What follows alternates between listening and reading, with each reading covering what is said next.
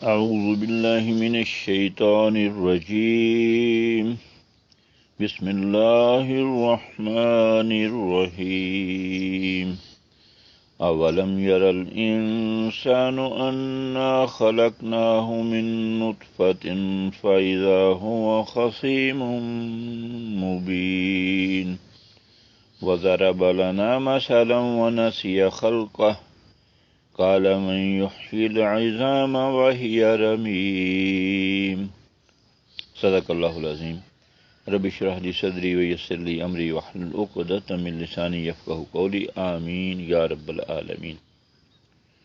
سورہ یاسین 36 نمبر اور اس کی آیت 77 اور 78 یہ زیر مطالعہ ہے۔ ارشاد گرامی ہے اولم یر الانسان، کیا نہیں دیکھا انسان نے، انا خلقناہ من نطفۃ،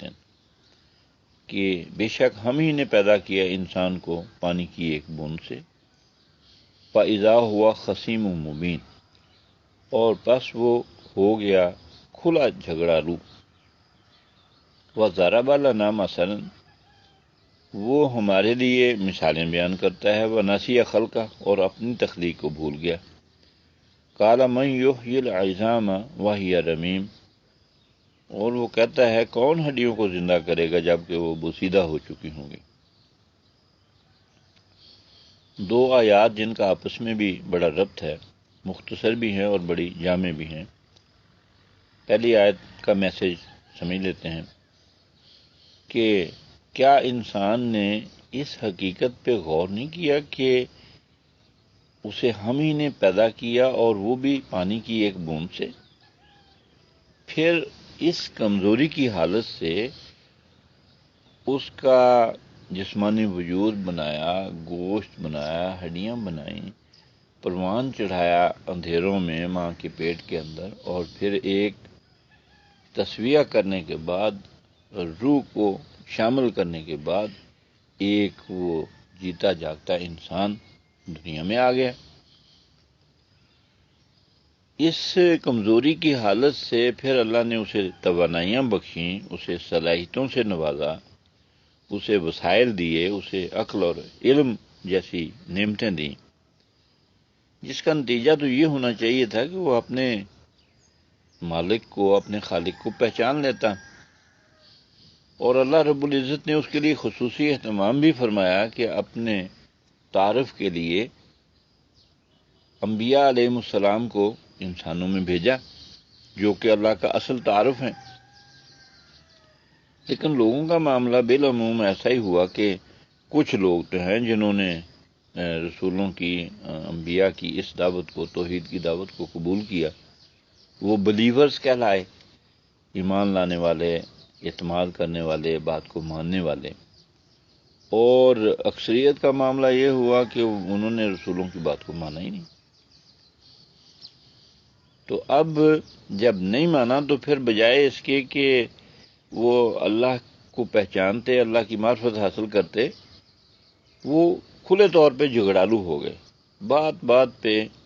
فلسفے، اللہ کے متعلق مختلف تصورات وہ پیش کرنے شروع کر دی، جس کا تذکرہ قرآن نے جا بجا کیا ہے، اور یہ باتیں ہم سنتے رہتے ہیں۔ میڈیا پہ بھی بہت سی باتیں اللہ کی ذات کے، صفات کے بارے میں، خاص طور پہ وہ جو اللہ کے انکاری ہوں یا رسولوں کی دعوت پہ جنہوں نے لبیک نہیں کہا، تو ان کے عجیب و غریب فلسفے آپ کو سننے میں ملیں گے، جس کا ایک کا تذکرہ قرآن نے آگے کیا ہے اسی آیت میں۔ وَضَرَبَ لَنَا مَثَلًا وَنَسِیَ خَلْقَهُ، یہ جو فلسفے بیان کرتا ہے، ہمارے بارے میں باتیں کرتا ہے، ہماری مثل لاتا ہے، شرک میں مبتلا ہو جاتا ہے، ہمارے مد مقابل لے کے آ جاتا ہے، کیا یہ اپنی تخلیق کو بھول گیا کہ یہ کتنا کمزور تھا، یا اس سے ذرا پہلے جائیں تو یہ تھا ہی نہیں؟ تو گویا یہ اپنی تخلیق کو اگر یاد رکھتا کہ یہ کتنا کم تر ہے، کتنا چھوٹا ہے، تو یہ اس ذات کے بارے میں بڑی بابرکت ہے، جس کے ہاتھ میں کل بادشاہی ہے، جو ہر شے پہ جس کا اختیار ہے، تو اس کے بارے میں یہ فلسفے نہ گھڑتا، تو گویا اپنی تخلیق کو بھول گیا۔ بہت سی باتیں جو اس نے کی، اس کا ایک کا ذکر یہاں اسی آیت میں آ گیا۔ قالا، یہ کہتا ہے، یا اس نے کہا، ماضی کا صیغہ ہے قالا، یعنی پچھلا انسان بھی یہ کہتا رہا اور آج بھی، من یحیی العظام، کون ہڈیوں کو زندہ کرے گا، وہی رمیم، جبکہ وہ تو گل سڑ چکی ہوں گی، بوسیدہ ہو چکی ہوں گی۔ تو بہت سارے اس کی گمراہیوں میں سے ایک کا ذکر بھی کر دیا۔ اس آیت کے میسج کو اللہ تعالیٰ ہمیں توفیق دے کہ ہم اپنی زندگیوں میں لائیں، اور وہ میسج یہ ہے، اور عملی اس کا پہلو یہ ہے کہ ہم اپنے آپ کو بہت ہی کمتر اور چھوٹا جانیں، اور وہ ذات جو خالق ہے، مالک ہے، ہمارا رازق ہے، خیال رکھنے والا ہے، نشو و نما دینے والا ہے، بے شمار اس کے احسانات ہیں، اس کے ہم شکر گزار بندے بنے، تو اسی سے دنیا بھی بہتر ہوگی اور آخرت بھی بہتر ہوگی۔ اللہ عمل کی توفیق عطا فرمائے۔ وآخر دعوانا ان الحمد للہ رب العالمین۔